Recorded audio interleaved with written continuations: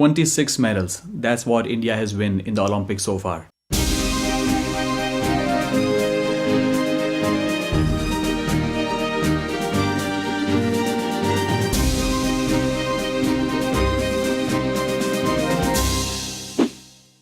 We have been participating in Olympics for more than 100 years. We started that in 1900. We have won 26 medals. That is like one medal every 4 years. We have got one person, Mr. Anubhav Bindra, God bless him, who has won the gold medal for India in shooting in the year 2008. One person out of 1.2 billion people. Just imagine that. Can we do better? Of course we can do better. Being in the top 10 economies in the world and being the second largest population in the world, there has to be some reason why we are not doing well in Olympics.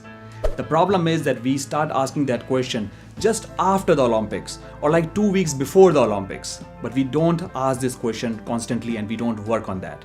The main reason that India does not do very well in Olympics can be explained by the phenomenon of effectively participating population.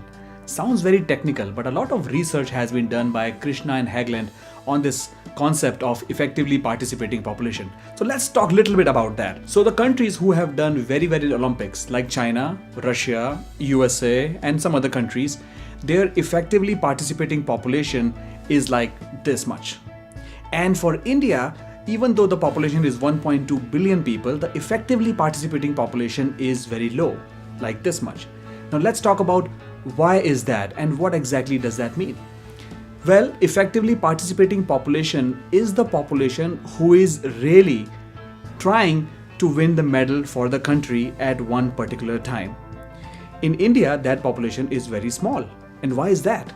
Well, there is a lot of disparity among rich and poor people in India. A lot of people live under the poverty line. A lot of kids are malnourished.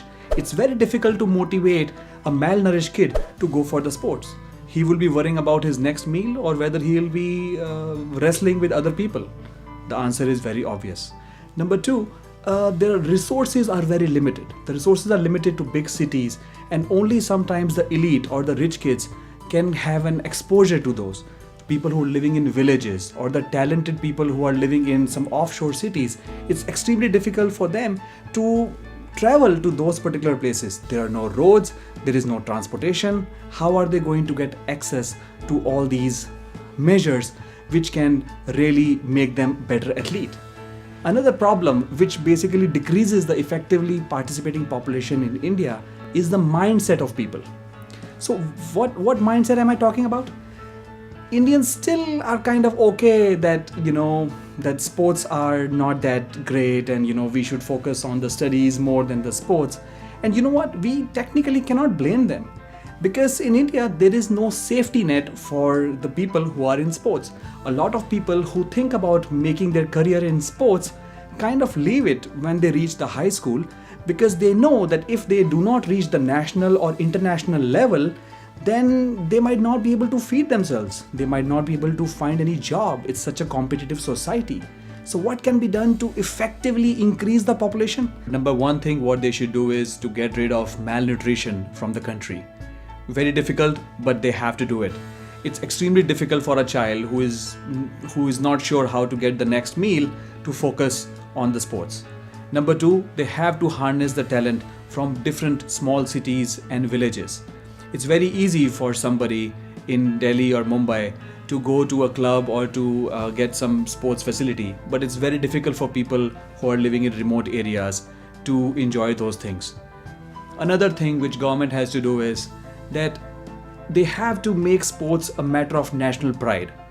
I mean, we all talk about great things when India does very well in Cricket World Cup. But we hardly talk about Mary Kom, we hardly talk about Sania Nehwal, we hardly talk about Vijender Singh. We only talk about these people when Olympics are approaching, like a month away. And then after the Olympics, we all say, well, they didn't do very well in the Olympics. It was such a shameful experience. The hockey team should not be sent now, and all those things. But to be honest, I don't think that those athletes should be shameful. I think we should be shameful. The government should be shameful.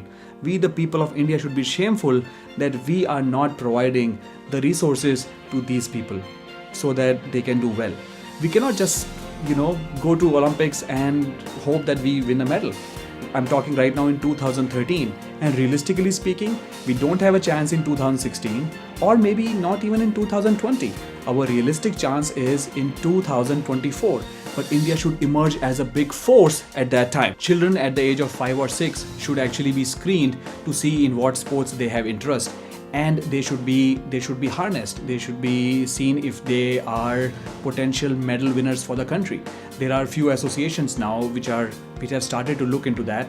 We have Mittal Champions Trust and we have Olympic Gold Trust, which have started to put some money into the prospect of winning gold medal for India. But again, we have to make sure that those athletes should feel some economic security and safety, and they should know that if they are putting in a number of years in an attempt to win a medal, then the government or some trust would take care of them if they are not able to do so. Friends, we have a population of 1.2 billion people. We are the 9th largest economy in the world. We have done extremely well in science and technology and so many other things. There is no reason why we cannot replicate that success in sports. If we really put our heads together, if the government supports us, if there is less corruption, we can certainly emerge as a big force in sports also and might be able to win a lot of gold medals. Chak De India.